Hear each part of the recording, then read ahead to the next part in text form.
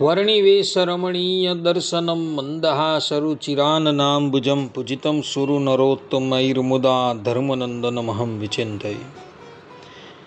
અસતો મા ષટ્ગમય તમસો મા જ્યોતિર્ગમય મૃત્યુર્મા અમૃતમ ગમય. ઓમ શાંતિ શાંતિ શાંતિ. અસ્મદ્ગુરુ સમારંભાં નાથયામૂન મધ્યમાં લક્ષ્મીવલ્લભપર્યંતાં વંદે ગુરુ પરંપરા.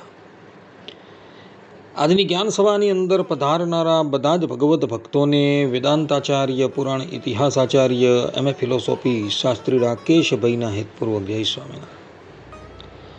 ભક્તો, આજની આ જ્ઞાન સભામાં આપણે બધા ગુજરાતમાં આબુની તળેટીમાં અર્થાત કે અરબુતાચલ પર્વતની તળેટીમાં આવેલ અંબાજી તીર્થધામ વિશે થોડી વાત શ્રવણ કરશું.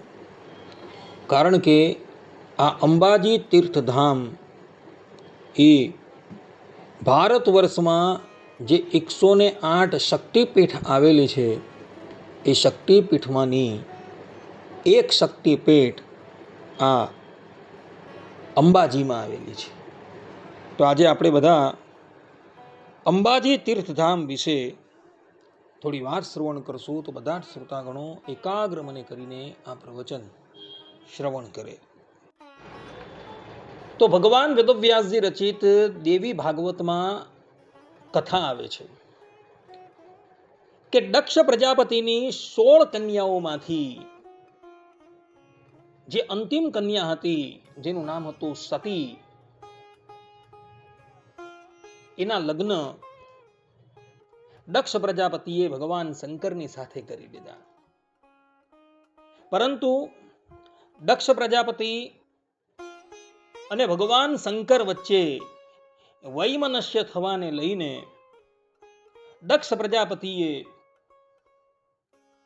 ભગવાન શંકરનો યજ્ઞમાંથી ભાગ કાઢી નાખ્યો. અને એવો એક સમયે હરિદ્વાર ક્ષેત્રમાં આવેલા કનખલમાં યજ્ઞ કરી રહ્યા હતા. અને એ યજ્ઞમાં નિમંત્રણ વગર સતી જઈ પહોંચે છે. પરંતુ ત્યાં જઈને જુએ છે તો યજ્ઞમાં બધા જ દેવતાઓનો ભાગ હતો, પરંતુ ભગવાન શંકરનો કોઈ ભાગ ન હતો. જેનાથી ક્રોધાયમાન થઈ દેવી સતી પોતાના શરીરને યજ્ઞ કુંડની અંદર પધરાવી દે છે.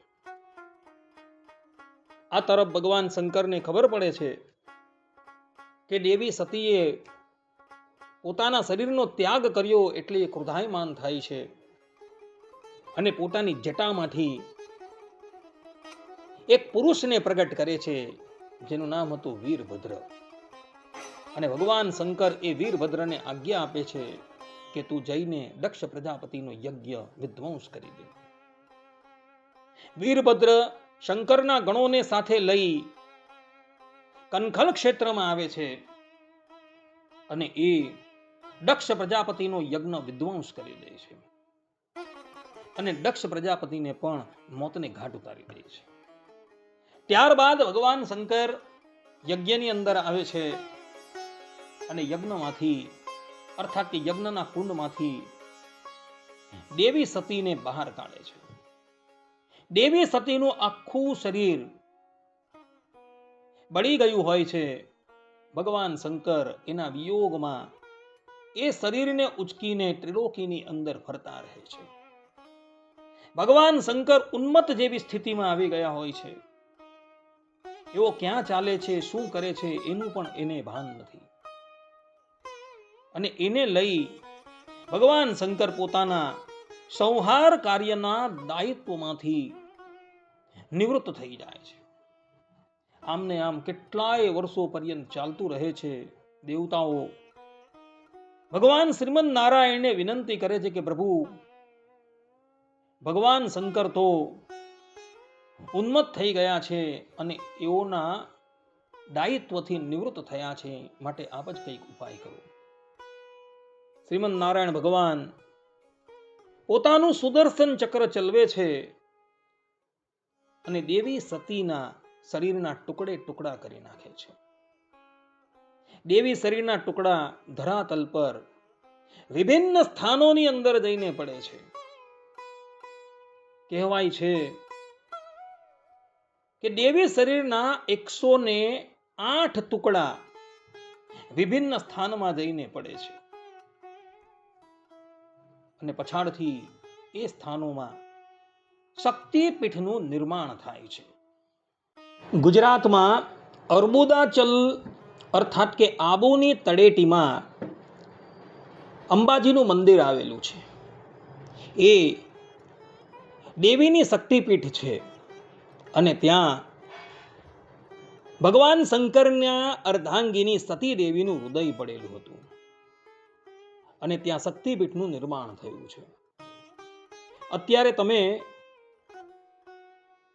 અંબાજી મંદિરમાં જઈને જોશો તો ત્યાં તમને અંબાજીની મૂર્તિ દેખાશે, પરંતુ એ અંબાજીની મૂર્તિ નથી. ત્યાં એક ગોખલો છે અને ગોખલામાં એક યંત્ર મૂકેલું છે અને એ ગોખલાની આજુબાજુ શણગાર કરવામાં આવે છે. એટલે જોનારાને એવું દેખાય કે જાણે માતાજીની મૂર્તિ છે, પરંતુ માતાજીની મૂર્તિ નથી.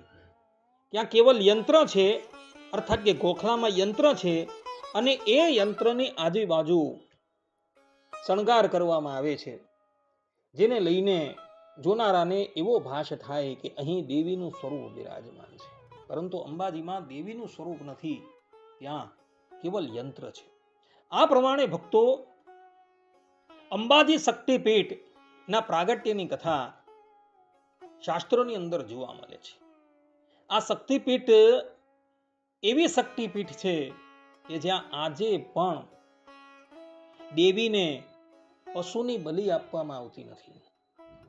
બીજા બધા શક્તિપીઠના સ્થાનોમાં તમે જશો અને જોજો તો ઘણા સ્થાનોમાં દેવીને પશુની બલિ આપવામાં આવે છે, પરંતુ અંબાજી શક્તિપીઠમાં આજે પણ દેવીને કોઈ પણ પશુની બલિ આપવામાં આવતી નથી.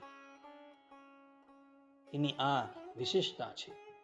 આ પ્રમાણે ભક્તો અંબાજી તીર્થધામના પ્રાગટ્યની કથા જે પુરાણોમાં લખાયેલી છે એ અમે તમારી સન્મુખ ઉપસ્થિત. આટલું કહીને હું મારા પ્રવચનને અહીં વિરામ આપું છું. સર્વે સંતુ નિરામયઃ, સર્વે સુખીનો ભવંતુ, સર્વે ભદ્રાણિ પશ્યન્તુ, મા કશ્ચિત દુઃખ ભાગ ભવેત. અસ્તુ. જય સ્વામિનારાયણ.